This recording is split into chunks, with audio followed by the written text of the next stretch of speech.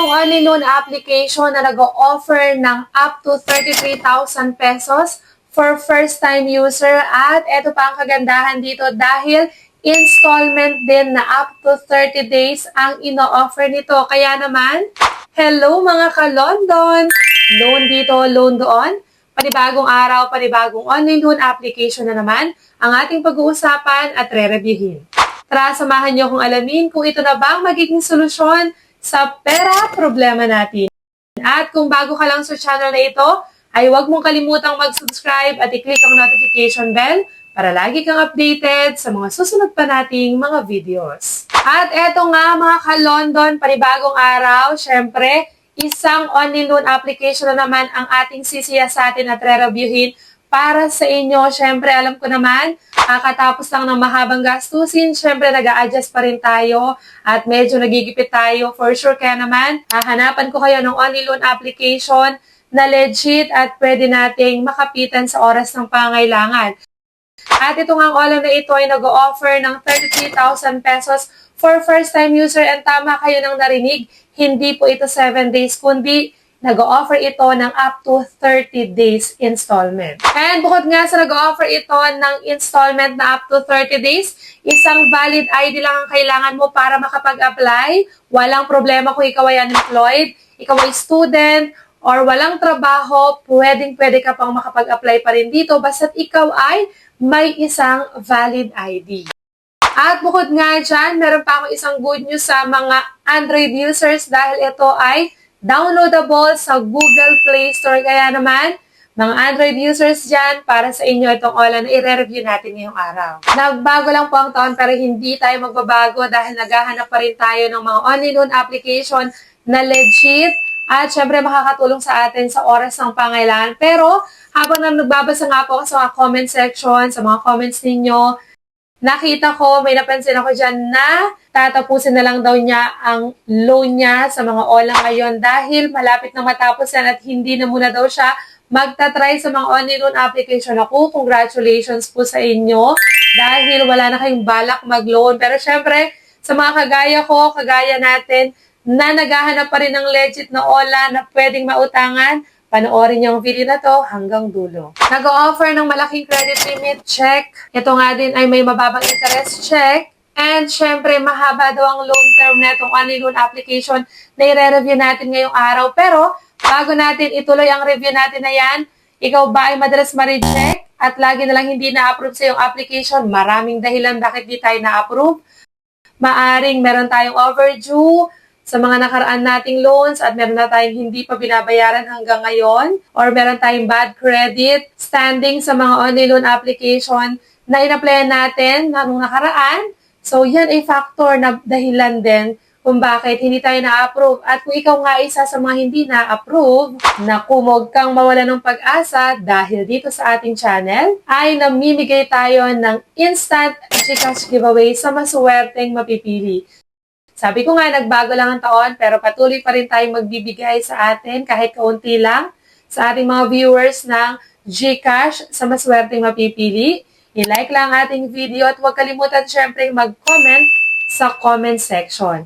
Syempre para sa chansang manalo. Nagkakaroon ka na nga ng idea sa mga online loan application and at the same time, may chance ka pang manalo. Kaya na pang hinihintay mo, i-like na ating video at mag-comment na agad sa comment section. At balikan na nga natin agad itong OLA na i-review natin ngayong araw na downloadable nga sa Google Play Store. Ito ay walang iba kundi si Snapera Instant Credit Loan. Ito ay under ng Pusog Pera Lending Incorporated. At kagaya nga ng sinabi ko sa inyo, isang valid ID lang ay pwedeng-pwede na tayong makapag-apply dito. And dito nga is easy approval daw itong online loan application na to.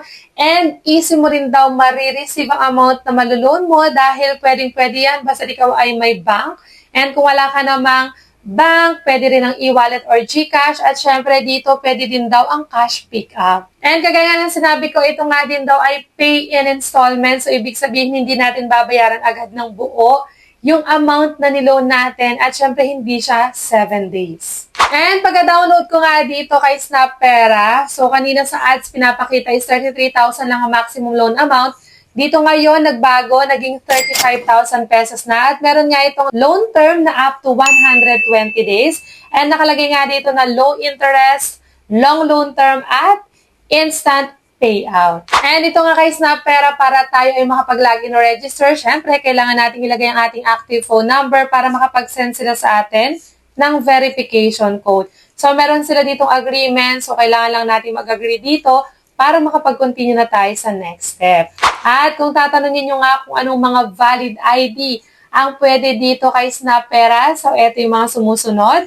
Pwede ang SSS, PRC, UMID, driver's license. So yung apat na yon, pag isa dyan, ang ginamit mo sa pag-apply is pwedeng magkaroon ka ng mas mataas na credit limit. Pwede pa rin naman kung wala ka ng mga yan is voter's ID, national ID, postal ID, passport, PhilHealth, at TIN. And after nga natin makapili ng isang valid ID, pipicture natin yung harap niyan at meron lang silang facial verification to check kung ikaw ba yung nag-loan or nagamit lang yung ID mo sa paglo-loan. And dito nga sa employment information, wala nang kailangan pang kung ano-anong supporting documents, kagaya ng payslip or certificate of employment. Talagang isang valid ID lang at fill-upan lang natin itong nakalagay dito sa kanilang employment information is pwede na tayo makapag-continue sa next step. And ito nga sa ating name of disbursement bank or kung saan ba natin marireceive at babayaran yung ating ilo-loan na amount. Pwede sa Maya, GCash, BDO, BPI, Metrobank, Union Bank, China Bank, Land Bank, PNB, Robinsons Bank, AUB, at East West. And kung wala ka nga bank at e-wallet, so pwede kang mag-cash pick up sa M. Luwilier. At dito nga sa contact information, so kailangan natin makapagbigay ng 4. Pakaisipin natin mabuti kung sino ang ilalagay natin dyan sa contact reference dahil syempre sila yung susunod na tatawagan once na due date na natin at hindi tayo makontak ng mga agent ng OLA. And yan nga, ganyan lang kabilis yung application. So, hindi naman siya naiiba sa ibang loan application na na-apply na natin. Pero dito, makikita agad natin na si Snapera na nakalagay dito yung amount or credit limit na ibibigay niya sa atin is 2,000 pesos. At ang maganda lang dito, pipili tayo ng loan term at meron siya dito 30 days up to 120 days. And eto nga yung kanyang pinakitang loan details. Nakalagay dito na loan term talaga niya is 30 days, meaning hindi talaga ito 7 days. And ang total repayment natin is 2,305 pesos. So, ibig sabihin, yung principal amount natin na 2,000 pesos ay nadagdagan ng 305 pesos. So, ang tanong natin, kung buo ba natin na-receive yung 2,000 pesos? So, makikita na agad natin dito may service fee na 300 pesos.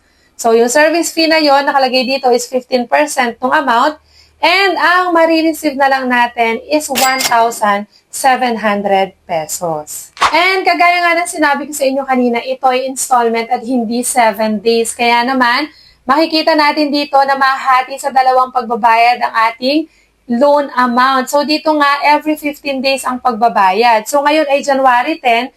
Ang first repayment natin is January 25, which is 15 days after natin mag-loan at magbabayad nga tayo ng 1,152 pesos. And after 15 days ulit, which is pang 30 days na is magbabayad naman tayo ng 1,153 pesos. Kaya naman ang total talaga ng repayment natin is 2,305 pesos. And kung kukumputin nga natin yung 2,000 pesos na niloan natin, ang marireceive na lang natin is 1,700 pesos. Pero yung repayment amount natin is magiging 2,305 pesos. Meaning sa loob ng 30 days, yung ating 2,000 pesos na niloan is magkakaroon siya ng 605 pesos na interest at service fee. Dahil ang na-receive na nga lang natin doon sa 2,000 pesos ay 1,700 pesos na lang.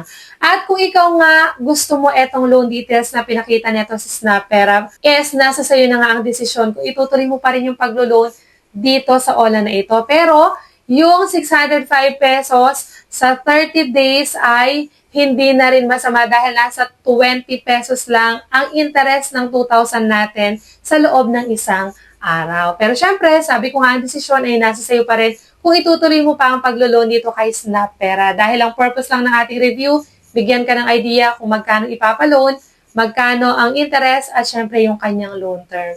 At dito na nga lang muna natatapos ang ating review ngayong araw. Hanggang sa muli mga ka-London! Bye-bye!